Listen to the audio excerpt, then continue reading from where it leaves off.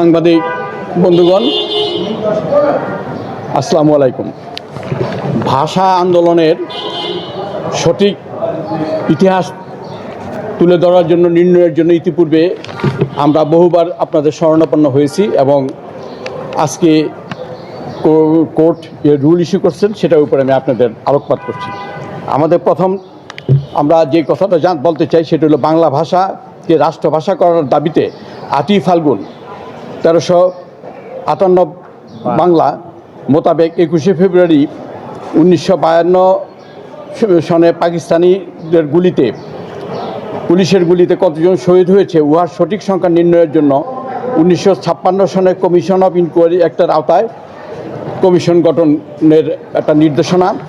দ্বিতীয়ত হলো যেহেতু বাংলা দিনপঞ্জি 8ই ফাল্গুন ঘটনাটা ঘটছে এবং 8ই ফাল্গুন হলো বাংলা দিনপঞ্জি, 21শে ফেব্রুয়ারি বাংলা দিনপঞ্জি না, এটা বিদেশি ইংরেজি দিনপঞ্জি। সেই হিসাবে এই দিবসটা 8ই ফাল্গুন হিসাবে 21শে ফেব্রুয়ারি পাশাপাশি 8ই ফাল্গুন হিসাবে এটা যথাযথ মর্যাদায় উদযাপন করা হোক। এবং বাংলা একাডেমির যে 21শে বইমেলাটা করে, সেই বইমেলাটার নামটা হবে ফাল্গুনী বইমেলা। এই তিনটা বিষয়ের আমরা নির্দেশনা চেয়ে আমরা আজকে রিট করছি। এই রিটে বিচারপতি বেগম, বিচারপতি ফাহমিদা খাতুন, ফাহমিদা কাদের এবং মোহাম্মদ আসিফ হাসান সমন্বয় ডিভিশন বেঞ্চ আজকে 77 নম্বর আইটেমের এগেনস্টে এই সরকারের প্রতি রুল নাইসাল ইস্যু করেছেন। 2 সপ্তাহ সময় দিয়েছেন, কেন আমাদের প্রার্থিত বিষয়গুলি কার্যকর করা হবে না। এই উদ্দেশ্যটি হলো বাংলাকে যথাযথ মর্যাদায় প্রতিষ্ঠিত করার জন্য। সরকার আপনাদের 3টা টার্মে কি রুলটা দিয়েছে? যে 3টা টার্ম একটা হলো 8ই ফাল্গুন, 21শে ফেব্রুয়ারি কেন 8ই ফাল্গুন হবে না, 8ই ফাল্গুন নামে পরিচিত হবে না। ইনকোয়ারি কমিশনারটাকে এটা একটু বলেন। ইনকোয়ারি কমিশনের একটা আইন আছে, ইনকোয়ারি কমিশন অ্যাক্ট 1956। এখানে সরকার কোনো পাবলিক ইম্পর্টেন্স বিষয়ে, জনগুরুত্বপূর্ণ বিষয়ে সরকার কমিশন গঠন করতে পারে, এক বা একাধিক ব্যক্তি সমন্বয়ে। আমরা সেই কমিশনটি গঠন করার জন্য নির্দেশনা চাইছি। কমিশন কি করবে? এই কমিশনে দেখবে যে প্রকৃতপক্ষে কতজন গুলি নিহত হয়েছে, ভাষা আন্দোলনে কতজন শহীদ হয়েছে, আমরা 8ই ফাল্গুনে কতজন আহত নিহত হয়েছে এবং কি কি তার নাম ঠিকানা পরিচয়, এই বিষয়ে কমিশন একটা সুনির্দিষ্ট সুস্পষ্ট রিপোর্ট আমরা বিভিন্ন রেফারেন্স এখানে দিছি। তাজউদ্দিন আহমেদ বাংলাদেশের প্রথম প্রধানমন্ত্রী, তার ডায়েরি রেফারেন্স সাবমিট করছি। তারপরে ইন্ডিয়া থেকে প্রকাশিত 1952 সালে 22শে ফেব্রুয়ারি স্টেটমেন্টস পত্রিকার কপি সাবমিট করছি। এবং বাংলাদেশের বিভিন্ন পত্রিকায় যে রেফারেন্সগুলি আসছে সেটা সাবমিট করছি।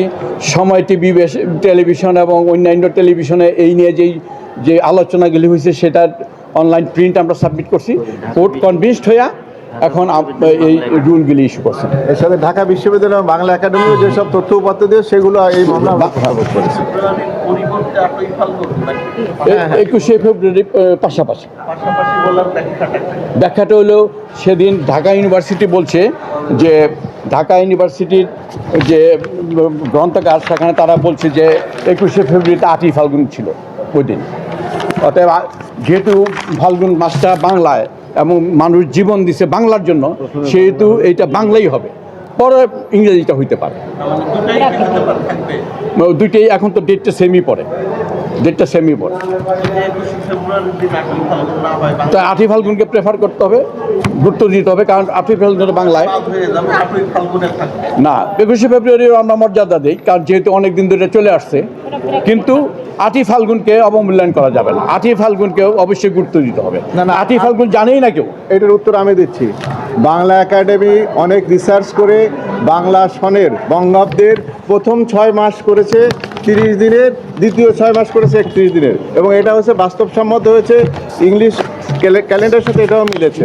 যার ফলে ওই গত 8-10 বছর আগে থেকে কিন্তু এই অনুযায়ী আমাদের বাংলা ক্যালেন্ডার, আমাদের রাষ্ট্রীয় ক্যালেন্ডার চলে।